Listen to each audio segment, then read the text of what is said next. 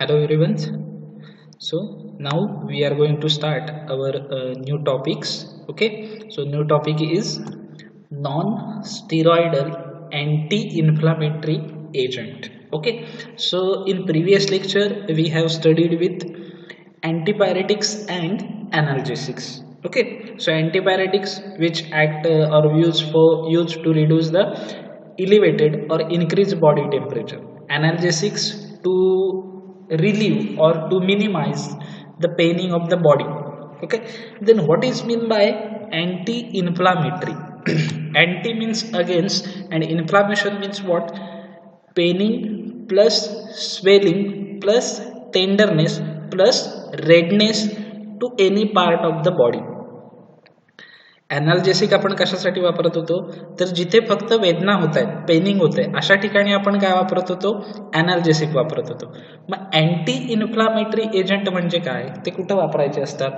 तर इन्फ्लामेशन म्हणजे काय? Anti means what? Against. Inflammation म्हणजे काय? तर इन्फ्लामेशन म्हणजे काय? बॉडीच्या कुठल्या तरी पार्टचं पेनिंग, वेदना होणार आहे, प्लस त्याच्यासोबत आणखी काय होणार आहे? स्वेलिंग, त्या पार्टला सूज येणं किंवा रेडनेस येणं, लालसरपणा येणं किंवा टेंडरनेस येणं. टेंडरनेस म्हणजे काय? ज्याला आपण इन द सेन्स नाजूकता असं म्हणू शकतो, की जरा जरी टच झालं तरी तुम्हाला वेदना होऊ शकतात. अशा प्रकारचे सिम्पटम्स दिसणं त्याला ओव्हरऑल काय म्हटलं जातं? इन्फ्लामेशन म्हटलं जातं. आणि हे इन्फ्लामेशन कमी करण्यासाठी जी ड्रग्स, जे एजंट आपण यूज करतो, जी मेडिसिन आपण यूज करतो, त्यांना काय म्हटलं जातं? अँटी इन्फ्लामेटरी एजंट म्हटलं जातं. आणि त्याच्या आधी आणखी एक वर्ड लागलेला आहे, तो म्हणजे non स्टिरॉइडल. Non steroidal anti inflammatory agent. Non स्टिरॉइडल म्हणजे काय? स्टिरॉइडल स्ट्रक्चर किंवा स्टिरॉइडल रिंग ज्याच्यामध्ये नाहीत असे अँटी इन्फ्लामेटरी एजंट. तुम्ही वर्ड ऐकला असेल, पर्टिक्युलरली काही जण आपण WWF बघतो, WWE बघतो किंवा बॉडी बिल्डर्स जे असतात ते बघतो, जिमला जातात ते बघतो, तेव्हा आपण बऱ्याच वेळेला ऐकतो की हे जिमला जातात त्या ठिकाणी त्यांना स्टिरॉइड दिली जातात. Okay, because steroid he minute क्वांटिटीमध्ये मोठ्या प्रमाणात इफेक्ट दाखवतात. ओके, सो अँटी इन्फ्लामेशनमध्ये काही दोन प्रकार आहेत. एक म्हणजे स्टिरॉइडल अँटी इन्फ्लामेटरी एजंट आणि दुसरं म्हणजे non steroidal. Okay, steroidal anti inflammatory agent ही फार हायर कंडिशनला यूज केले जातात. म्हणजे अगदीच जर इन्फ्लामेशनची सिव्हिरिटी जास्त असेल किंवा सिरियस झाला असेल पेशंट, सो त्यावेळेला आपण स्टिरॉइडल अँटी इन्फ्लामेटरी एजंट वापरू शकतो. पण नॉर्मल कंडिशनला in the first stage, second stage, we can use non steroidal anti inflammatory agent. Why we use non steroidal? Because steroid had some side effects, okay, or harmful effects like on kidney or liver. Okay, so kidney and liver may get damaged due to continuous consumptions of steroid जास्त काळ घेतल्यामुळे आपल्याला kidney किंवा लिव्हरला काय होऊ शकतो? Damage होऊ शकतो. त्याच्यामुळं नॉन स्टेरॉइडल ड्रग हे जास्त करून प्रेफर्ड केले जातात. Okay, so do you understand what is mean by non steroidal anti-inflammatory agent? Anti-inflammatory means what? Or inflammation means what? Anti-inflammatory means what? Which prevent the inflammations. Which prevent the inflammation is called as anti-inflammatory. And what is mean by inflammations? It may be the paining of particular part of the body with swelling or with tenderness or with redness. That condition is called as inflammations. And non-steroidal means what? That drug does not possess any ring or any skeleton of the steroidal. Okay, or they may does not possess steroidal structure, or they may not have property of steroid. Okay, so this is the non-steroidal anti-inflammatory drugs. Okay, so understand what is mean by non-steroidal anti-inflammatory drug. So let's see the introduction to this NSAID. Okay, non-steroidal anti-inflammatory drugs. Short form for non-steroidal anti-inflammatory drug is NSAID. आपण generally बऱ्याच वेळा वापरतो हे drugs. NSAID, non steroidal anti inflammatory drugs. तुम्ही डायक्लोफेनेक tablet घेता, green कलरच्या सॅचेटमध्ये येते. Company by company colour very होतो, ऑरेंज सुद्धा असतो, येलो कलर सुद्धा असतो. दाढदुखीवरती गोळी घेता. ओके, त्याच्यामध्ये सेरोझिडी असेल, नेमिसुलाइड्स असते, डायक्लोफेनेक असतं. ओके, आपल्या घरी जर कोणतेही वयस्कर माणसं असतील एकतर कंबर दुखत असेल, त्यांचा गुडघा दुखत असेल तर ॲसिक्लोफेनॅक टॅबलेट आणतो आपण, ॲसिक्लोसेरा म्हणा, की ज्याच्यामध्ये ॲसिक्लोफेनॅक हा ड्रग असतो. डायक्लोफेनॅकचे पुढचं जनरेशन आहे ॲसिक्लोफेनॅक.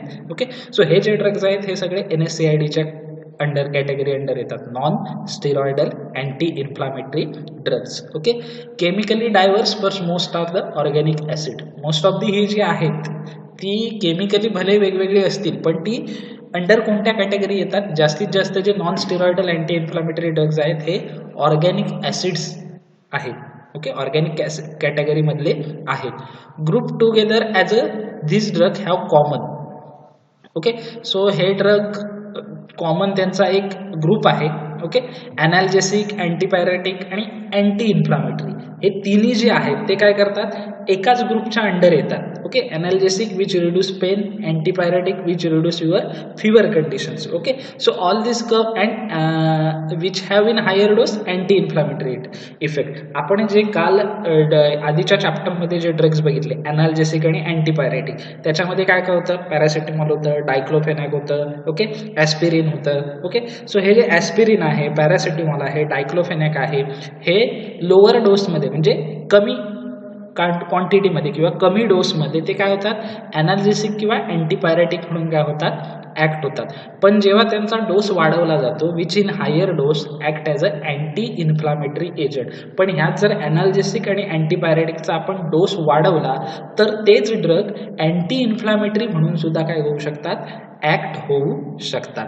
दिस anti inflammatory agent also do not depress CNS.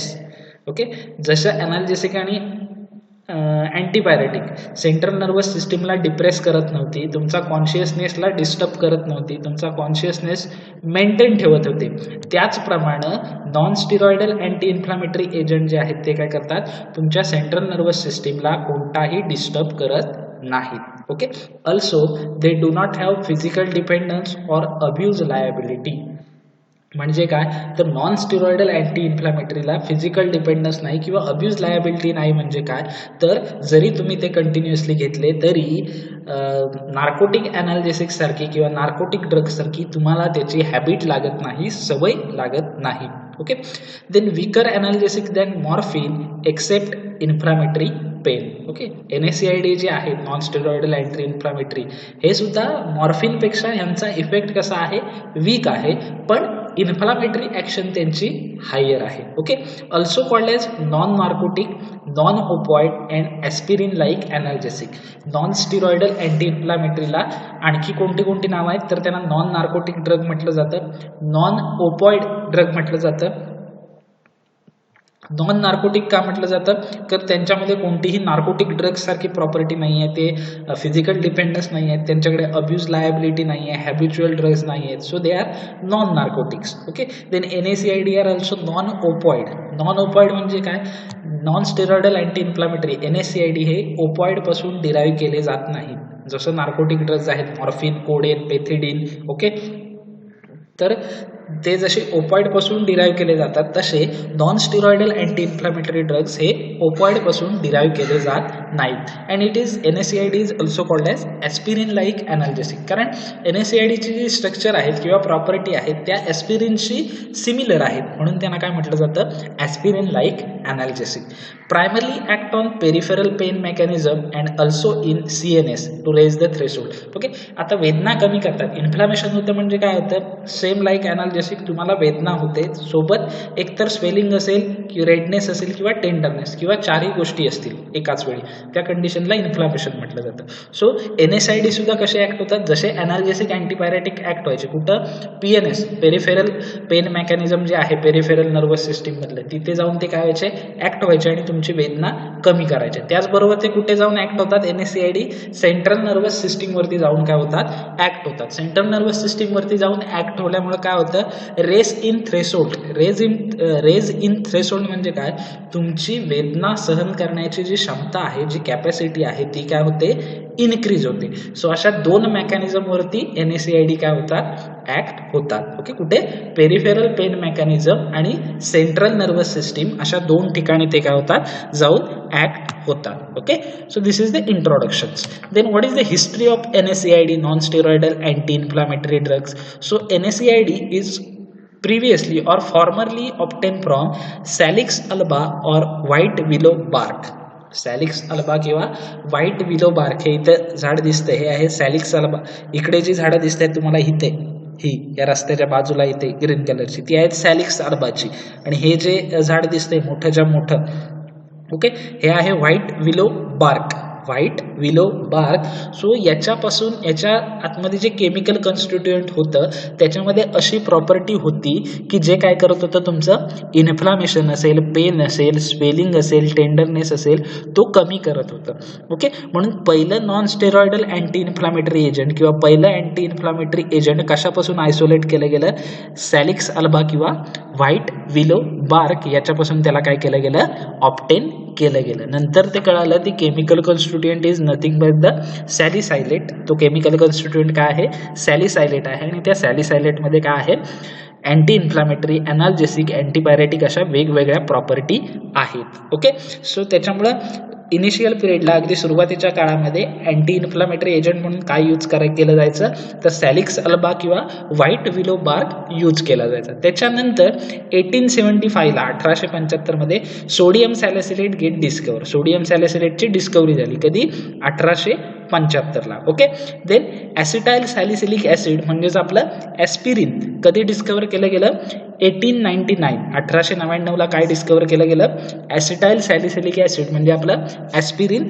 डिस्कवर केलं. Also in 1899 phenacetin and antipyrine are get discover. आणि 1899ला ॲस्पिरिन, ॲसिटाइल सॅलिसिलिक ॲसिड सोबत आणखी 2 ड्रग डिस्कवर केले गेले, ते म्हणजे कोणते, phenacetin and antipyrine. Okay, then 1949, 1949ला phenyl butazone get discover, phenyl butazone discover झालं 1949ला. Okay, then 1963 indomethacin get discover. दुसरा अँटी इन्फ्लामेटरी एजंट कोणतं डिस्कवर झालं, एंडोमिथॅसिन. कधी, 1963ला. सो अशी काही इयर आहेत की ज्याच्यामध्ये हे मेजर ड्रग्स काय केले गेले, डिस्कवर केले गेले. ओके, सो पहिल्यांदा इनिशियली हिस्ट्री काय आहे NSAIDची, तर सॅलिक्स अल्बा किंवा व्हाईट विलो बार्क जे होतं त्याच्यापासून केमिकल कॉन्स्टिट्युएंट किंवा त्याचा केमिकल कॉन्स्टिट्युएंट मध्ये प्रॉपर्टी होती की तो काय व्हायचा, अँटी इन्फ्लामेटरी म्हणून काय व्हायचा, ऍक्ट व्हायचा. Okay, then what is pain, PAIN, pain, not PEN,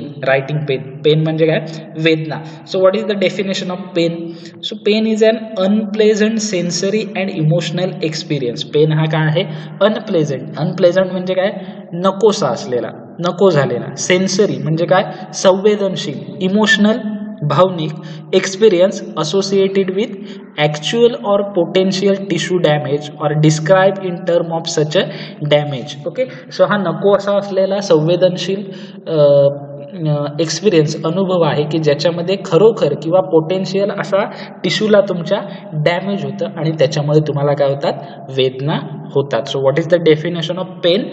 so it is an unpleasant sensory and emotional experience associated with actual or potential tissue damage or described in term of such as damage. And this pain, आपल्याला हे वेदना जाणवतात कसं, how can we understand the sensation of pain, by the actually 5 mechanism, that is transduction, transmission, modulation, perception and interpretations. Okay, so this pain behavior is occur by these 5 ways, which transduction, transmission, modulations, perception and interpretations. Okay, so पहिल्यांदा काय होतं की तुम्हाला जेव्हा वेदना होतात तेव्हा तो सिग्नल काय केला जातो, ट्रान्सडक्ट केला जातो. म्हणजे तो सिग्नल काय केला जातो, रिसीव्ह केला जातो. त्याच्यानंतर त्या सिग्नलला ट्रान्समिशन, ते जो स्टिम्युलाय असेल वेदनेचा त्याचं ट्रान्समिशन केलं जातं. त्याच्यानंतर त्याचं मॉड्युलेशन केलं जातं. मॉड्युलेशन म्हणजे काय, तो ॲनालायसिस केला जातो. त्याच्यानंतर त्याचं परसेप्शन केलं जातं की बाबा काय झालेलं आहे ते, आणि त्याच्यानंतर इंटरप्रिटेशन दिलं जातं की आपल्याला वेदना झालेली आहे, अमुक अमुक भागाला, अमुक अमुक टिश्यूला काय होते, वेदना होते. For example here the diagrammatic representation of transduction, transmission, modulation, perceptions, okay, and interpretations. Okay, so when there is injury to your hand, जेव्हा एक तुमच्या हाताला इंजुरी होते तेव्हा हातामध्ये काय असतात, पेरिफेरल नर्व असतात. ओके, हातामध्ये वेगवेगळ्या प्रकारच्या नर्व असतात की ज्या काय करतात, सेन्सेशन कॅरी करतात ब्रेनकडे. ओके, सो ते काय करतात की तुमच्या हाताला जेव्हा इंजुरी होते तेव्हा त्या पेरिफेरल नर्व असतात, त्या या इंजुरी झालेल्या किंवा पेनिंग झालेल्या, वेदना झालेले जी सेन्सेशन आहेत त्या कॅरी करतात. का तर आपलं पेन मॉड्युलेशन सेंटर जे आहे ते CNS मध्ये कोणाकडे आहे, पेरिफेरल नर्वस सिस्टीमकडे, PNS कडे. त्याच्यामुळे पेरिफेरल नर्व तो सिग्नल काय करतात, कॅरी करतात. आणि या पेरिफेरल नर्व 3 प्रकारच्या फायबरला अटॅच झालेले असतात. कोणत्या तर C fibre, A beta fibre आणि A delta fibre. So this one smaller one is the C fibre, this bigger one is the A beta fiber and this one is the A delta fiber. Okay, so that signal or that stimuli get received by these 3 fiber, then this 3 fiber transfer this signal to the dorsal van. Okay, तो कशाकडे केला जातो, dorsal व्हॅनकडे, by the dorsal root of ganglion. Okay, त्यांच्या through तो काय केला जातो, तिकडे ट्रान्सफर केला जातो. And by the ascending pathway of nerve they get carried towards the brain. आणि तो सिग्नल कोणाकडे नेला जातो, तर ब्रेनकडे नेला जातो. आणि ब्रेनमध्ये त्याचं ॲनालायसिस करून काय केलं जातं की कशा प्रकारची वेदना झाले हे ॲनालायसिस केलं जातं. आणि तो मेसेज पुन्हा असेंडिंग पाथवे थ्रू आपल्या हातापर्यंत आणला जातो आणि त्या वेदना आपल्याला जाणवायला काय होतात, सुरुवात होते. आणि एकदा ब्रेनमध्ये गेलं की ते कोणाकडे जातं, मग पेरिफेरल नर्वसचं जे पेन मॉड्युलेशन सेंटर आहे PNS मध्ये त्याच्याकडे जातं. आणि त्याच्यामुळे आपल्याला तो सिग्नल डिसेंडिंग पाथवे थ्रू पुन्हा हाताकडे आणला जातो आणि तिथं आपल्याला वेदना जाणवायला त्यावेळी सुरुवात होते. म्हणजे हे मेकॅनिझम किती फास्ट प्रकारे होतं तुम्ही विचार करा. सपोज तुमचा हात भिंतीवरती आपटला असेल किंवा दरवाजावरती आपटला असेल, तर आपटल्यानंतर लगेच सिग्नल याद्वारे कॅरी केला जातो पेरिफेरल नर्व कडून, ह्या 3 fibre C, A beta, A delta, त्याच्याकडून डॉर्सल हॉर्नकडे वाया डॉर्सल गँग्लियॉन आणि डॉर्सल गँग्लियॉन कडून असेंडिंग पाथवे थ्रू ब्रेनकडे. ब्रेन कोणाकडे पाठवतो, पेरिफेरल पेन मेकॅनिझम ज्याच्याकडे आहे त्याच्याकडे पाठवतो. पुन्हा पेरिफेरल मेकॅनिझम ॲनालायसिस करून ब्रेनकडे पाठवून डिसेंडिंग पाथवे थ्रू पुन्हा तो सिग्नल हाताकडे येतो आणि आपल्याला समजतं की आपल्याला वेदना झालेली आहे. म्हणजे किती फास्ट प्रोसेस होते याचा तुम्ही विचार करा. सो अशा प्रकारे हे पेन बिहेवियर कॅरी आउट केलं जातं. Okay, so classification of pain. Pain हे 2 प्रकारचे असतात. पेन कसे असतात, 2 प्रकारचे असतात. कोणत्या 2 प्रकारचे, तर depending upon duration and depending upon pathology.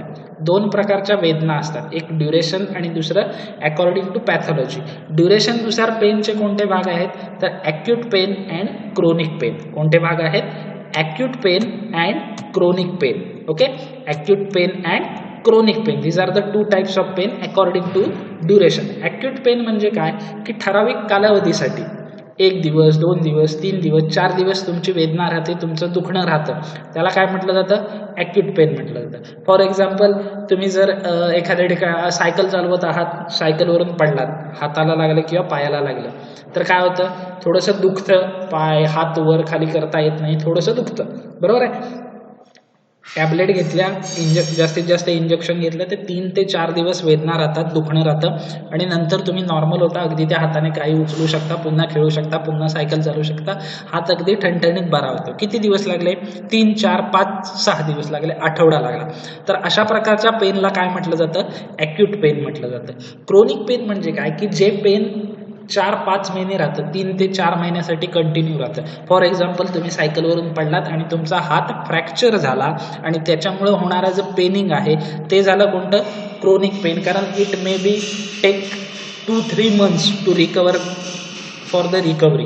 त्यामुळे तर तुम्हाला रिकव्हरीसाठी म्हणजे अगदी हात ठणठणीत बरा होऊन पुन्हा सगळ्या गोष्टी पूर्ववत येण्यासाठी तुम्हाला 2-3 महिने जाऊ शकतात. सो अशा पेनला काय म्हटलं जातं, क्रोनिक पेन म्हटलं जातं. Okay, then pathology. According to pathology there is nociceptive type and neuropathic. Pathology म्हणजे काय की कुठल्या तरी बॉडीच्या फिजिओलॉजी चेंजेसमध्ये होणारं त्या फिजिओलॉजिकल चेंजेस झाल्यामुळं होणारं पेन, त्याच्यामध्ये नॉन सिसेप्टिव्ह असतं आणि दुसरं न्यूरोपॅथिक असतं. So this pain are related to nerve dysfunction. तुमचं नर्वचं जे डिस्फंक्शन आहे ते झाल्यामुळं होणारं तुमचं पेनिंग आहे. Okay, okay. So pathological pain म्हणजे काय गोष्ट असते की ही नर्व रिलेटेड गोष्ट असते. त्याच्यामध्ये दोन टाईप आहे, नो सिसेप्टिव्ह आणि न्यूरोपॅथिक. नो सिसेप्टिव्ह आणि न्यूरोपॅथिक म्हणजे काय? नो सिसेप्टिव्ह म्हणजे काय? आपल्या पूर्ण बॉडीमध्ये नर्व पसरलेले आहेत सेंट्रल नर्वस सिस्टीमच्या. Okay, central nervous, peripheral nervous सिस्टीमच्या. ओके, सो या नर्वला बाहेरून काहीतरी डॅमेज झाल्यामुळे होणारं पेन ते कोणतं? नो सिसेप्टिव्ह. म्हणजे समजा तुमच्या हाताला काहीतरी मार लागला आणि त्याच्यामुळे तुमच्या हाताच्या बॉडीच्या आतमध्ये असणारी नर्व डॅमेज झाली. It is due to physical injury. So त्या कंडिशनला काय म्हटलं जातं? नो सिसेप्टिव्ह इंजुरी किंवा नो सिसेप्टिव्ह पेन म्हटलं जातं. आणि न्यूरोपॅथिक म्हणजे काय? तर बॉडीमध्ये इंटरनली फिजिओलॉजिकल काहीतरी चेंजेस होतात, काहीतरी अननेसेसरी केमिकल्स रिलीज होतात, न्यूरो ट्रान्समीटर रिलीज होतात आणि त्याच्यामुळं नर्वचं फंक्शनिंग बिघडतं आणि त्याच्यामुळं होणारं जे पेनिंग असतं त्या पेनिंगला काय म्हटलं जातं? न्यूरोपॅथिक पेन म्हटलं जातं. सो क्लासिफिकेशन ऑफ पेन दोन प्रकारे होतं. एक म्हणजे ड्युरेशननुसार कसे असतात? ॲक्यूट पेन आणि क्रोनिक पेन. ॲक्यूट पेन म्हणजे काय की जे 5-6 एक आठवड्याभरासाठी राहतं त्याला काय म्हटलं जातं? ॲक्यूट पेन म्हटलं जातं. आणि क्रोनिक पेन म्हणजे काय? तर मोर दॅन 2 or 3 मंथ, 2 ते 3 महिन्यापेक्षा जास्त कालावधीसाठी जे पेनिंग राहतं किंवा जी वेदना राहते तिला काय म्हटलं जातं? क्रोनिक पेन म्हटलं जातं. आणि पॅथोफिजिओलॉजिकली पेनचे किंवा वेदनेचे दोन प्रकार पडतात. ते म्हणजे एक नो सिसेप्टिव्ह आणि दुसरा न्यूरोपॅथिक. नो सिसेप्टिव्ह म्हणजे काय? फिजिकल डॅमेज झाल्यामुळं होणारं पेनिंग त्याला काय म्हटलं जातं? नो सिसेप्टिव्ह म्हटलं जातं. आणि न्यूरोपॅथिक म्हणजे काय? की इंटरनली काहीतरी न्यूरो ट्रान्समीटर रिलीज झाले असतील, काहीतरी हार्मोन्स रिलीज झाली असतील, त्याच्यामुळे होणारा तुमच्या बॉडीमधला चेंज त्याला काय म्हटलं जातं? न्यूरोपॅथिक असं म्हटलं जातं. So do you understand the classification of pain? Okay, then non-steroidal anti-inflammatory agent and prostaglandin. So what is the correlation between NSAID, non-steroidal anti-inflammatory agent, and prostaglandins? Okay, so आधीच्या चॅप्टरमध्ये अँटीपायरेटिक आणि ॲनाल्जेसिक या चॅप्टरमध्ये आपण काय बघितलेलं होतं? तर पेनिंग आपल्याला का होतं की ज्यावेळी आपल्याला मार लागतो कुठल्या तरी बॉडीच्या भागाला, त्यावेळी काय होतं की पेन रिसेप्टर असतात की ज्याच्यामुळे आपल्याला वेदना जाणवतात. पण ज्यावेळी मार लागतो किंवा टिश्यू पर्टिक्युलरली ज्यावेळी आपल्या बॉडीचा डॅमेज होतो त्यावेळी काय होतं? तर दोन केमिकल रिलीज होतात. कोणती? तर प्रोस्टाग्लँडिन आणि ल्युकोट्राइन्स. ओके, आणि ही प्रोस्टाग्लँडिन आणि ल्युकोट्राइन्स काय करतात?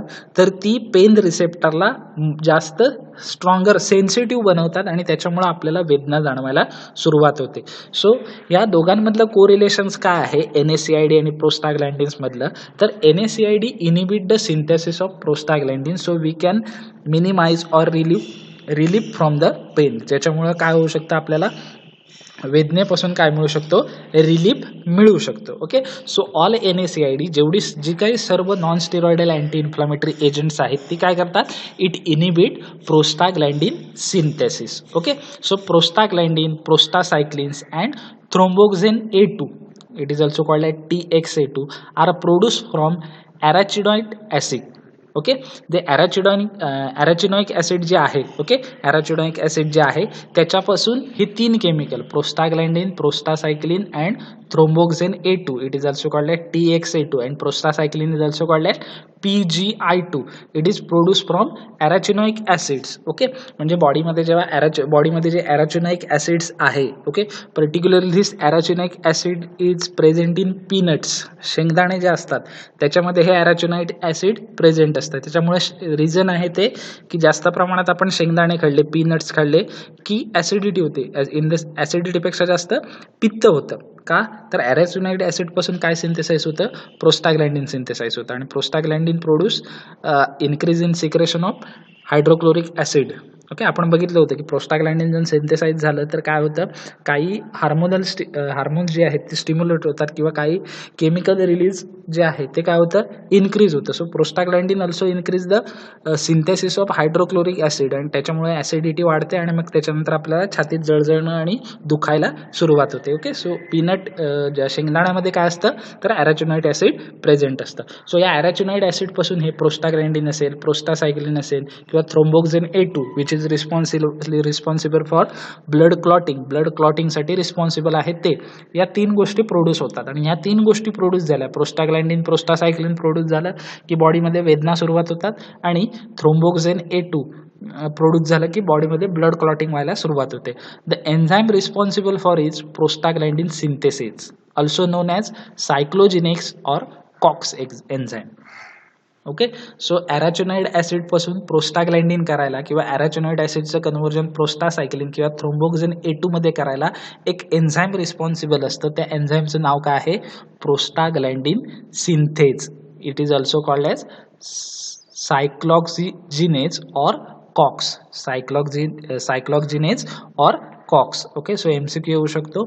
Enzyme responsible for conversion of ॲराचिनॉइड्स acid into the prostaglandin which is prostaglandin synthase और it is also called as cyclooxygenase और COX. Okay, so COX in 2 isomer so हे जे कॉक्स एन्झाईम आहे त्याचे 2 आयसोमर आहेत. एक म्हणजे कॉक्स 1 अँड इंड्युसिबल कॉक्स 2. 2 प्रकारचे आहेत, कॉक्स 1 आणि इंड्युसिबल COX 2. So COX 1 serve as a housing functions and COX 2 is generated by cytokinase and other during the inflammation constitutively in brains and juxtaglomeralar cell prostaglandin synthesis. Okay, so COX 1 जे आहे, okay, सायक्लॉक्सिनेज 1 enzyme जे आहे ते housing functions करतं, म्हणजे ते बॉडीसाठी आपल्या काय आहे, गरजेचं आहे. आणि पण जे हे इंड्युसेबल कॉक्स 2 आहे ते कोण जनरेट करतं, तर सायटोकायनेज जनरेट. तर हे जे इंड्युसिबल आहे ते कोण जनरेट करतं, सायटोकायनेज जनरेट करतं. आणि सायटोकायनेज काय करतं, कॉक्स 2 जनरेट केल्यामुळे आपल्याला पेनिंग व्हायला सुरुवात होते. आणि पर्टिक्युलरली हे कॉक्स 2 आहे ते कुठे तयार होतं, तर ब्रेनमध्ये तयार होतं किंवा जक्स्ट्राग्लोमेरुलर सेल जे आहेत तिथे प्रोस्टाग्लॅन्डिनचं या सिंथेसिस होतं. And most of NSAID inhibit COX 1 and COX 2 non selectively and inhibit prostaglandin synthesis. Okay, so आपली जी काही non steroidal anti inflammatory agent आहेत ती जास्तीत जास्त काय करतात, तर या कॉक्स 1 आणि कॉक्स 2 ला काय करतात, या 2 एन्झाईमला इनिबिट करतात. आणि side by side he 2 enzyme एकदा इनिबिट झाली की काय होतं, प्रोस्टाग्लॅन्डिन सिंथेसिस काय होतं, इनिबिट होतं. Then aspirin inhibit COX irreversibly, that is ॲसिटायलेशन.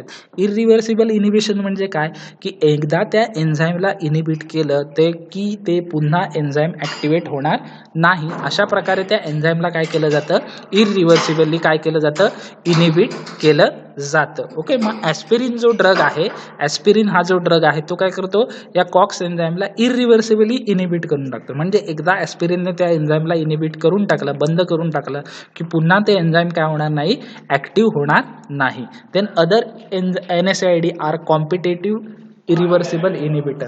आता बाकीचे जे काय एन्झाईम्स आहेत ते काय करतात, कॉम्पिटेटिव्हली इरिव्हर्सिबल इनिबिट करतात. कॉम्पिटेटिव्हली रिव्हर्सिबल इनिबिट करतात म्हणजे काय, की थोड्या कालावधीसाठी त्याला इनिबिट करायचं, म्हणजे त्या पर्टिक्युलर कालावधीसाठी ते एन्झाईम ॲक्टिव्ह होणार नाही आणि बॉडीमध्ये प्रोस्टाग्लॅन्डिन सिंथेसिस करणार नाही आणि त्याच्यामुळे काय होईल, आपल्याला पेनिंग होणार नाही. So this is the correlation between NSAID and prostaglandins. Okay, so understand what is the relation between NSAID and prostaglandin. Okay, then next major effect of prostaglandin synthesis inhibitions.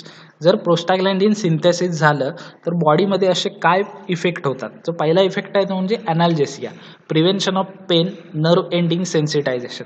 प्रोस्टाग्लॅन्डिन inhibit झाल्यामुळे काय होतं, अनाल्जेसिया produce होतं, म्हणजे तुम्हाला वेदनेची जाणीव होत नाही. Okay, then another effect is antipyresis, reduction of body temperature in hyperthermia. ज्यावेळी बॉडीचं टेम्परेचर वाढलेलं असेल त्यावेळी जर प्रोस्टाग्लॅन्डिन सिंथेसिस झालं तर तुमच्या बॉडीचं टेम्परेचर रिड्यूस होतं in conditions of हायपरथर्मिया.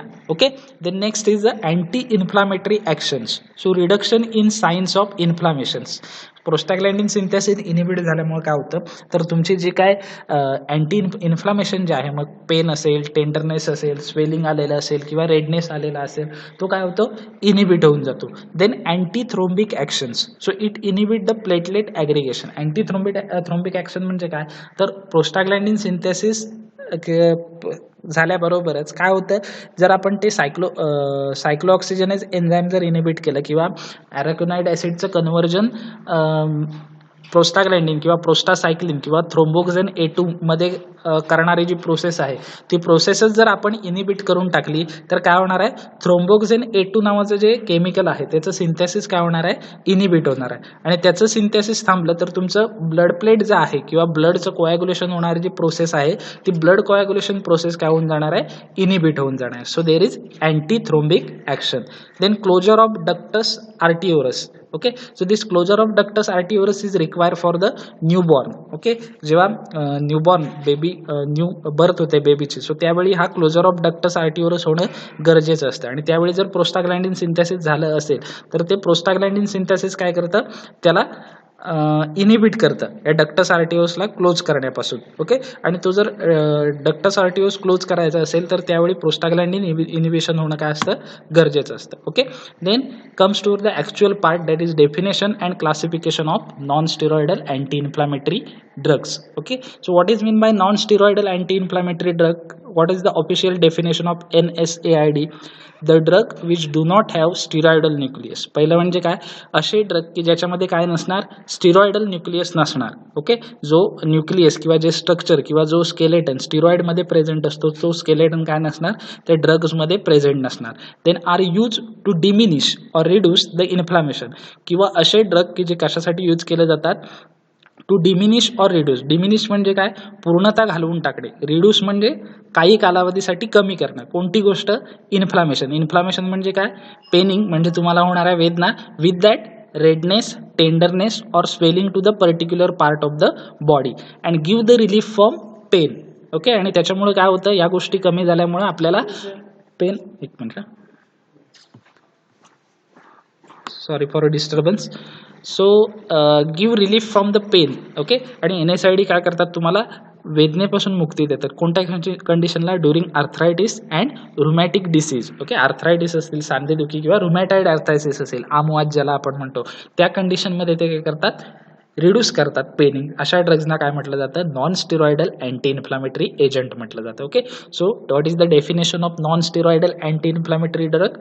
The drug which do not have steroidal nucleus, the drug which do not have steroidal nucleus and are used to diminish or reduce inflammation and give relief from pain in arthritis and in rheumatic disease are called as a non-steroidal anti-inflammatory agents. These are called as the non-steroidal anti-inflammatory agent. Then let's see the classifications. Okay, so this is very important question from your exam point of view. So particularly this non-steroidal anti-inflammatory agent or NSAID are classified into three major group, that are non-selective COX inhibitor, which is also called as conventional NSAID, then preferential COX-2 inhibitor and selective COX-2 inhibitor. Okay, then this non-selective COX inhibitor also sub-classified into 7 group. First one is the salicylates, pyrazoline derivative, indole derivative, propionic acid derivative, anthranilic acid derivative, aryl acetic acid derivative, pyrrole derivative. Okay, so let's see in detail. First class is the non-selective COX inhibitor.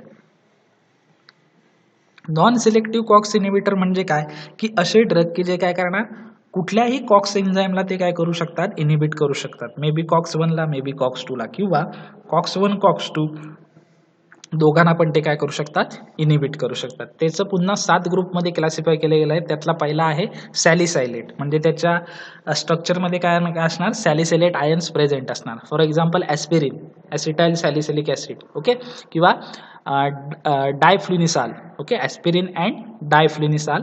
Then second is the pyrazoline derivative, की ज्याच्यामध्ये पायराझोल हे structure किंवा ही basic ring त्या कंपाऊंडमध्ये काय असणार, present असणार. Example काय आहेत, phenyl butazone and oxyphen butazone. Okay, then third one is a indole derivative. Indole derivative म्हणजे काय, की ज्याच्या कंपाऊंडमध्ये इंडोल रिंग प्रेझेंट असणार. Example is indomethacin and sulindac. Okay, then propionic acid derivative, की ज्याच्यामध्ये काय असणार, प्रोपियोनिक ऍसिडची चेन, त्याच्यामध्ये काय असणार, ऍसिडची चेन प्रेझेंट असणार. Example is ibuprofen. Okay, then naproxen, particularly जेव्हा तुमची कंबर वगैरे दुखत असेल किंवा मसल क्रॅम्प झाला असेल तर त्यावेळी जी टॅबलेट तुम्हाला दिली जाते एन्टाजेसिक MR म्हणा, सो त्याच्यामध्ये पर्टिक्युलरली एकतर क्लोरझोकॅझोन असतं किंवा नॅप्रोक्झेन प्रेझेंट असतं. Okay, so it is particularly muscle relaxant.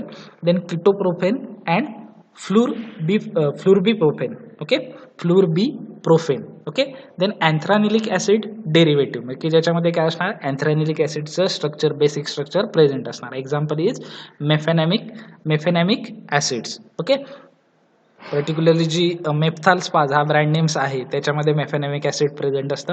Then aryl acetic acid derivative, याच्यामध्ये काय असणार, अराइल ॲसिटिक ॲसिडचे स्ट्रक्चर प्रेझेंट असणार. Example is diclofenac. Okay, then another one is there is 8 class actually.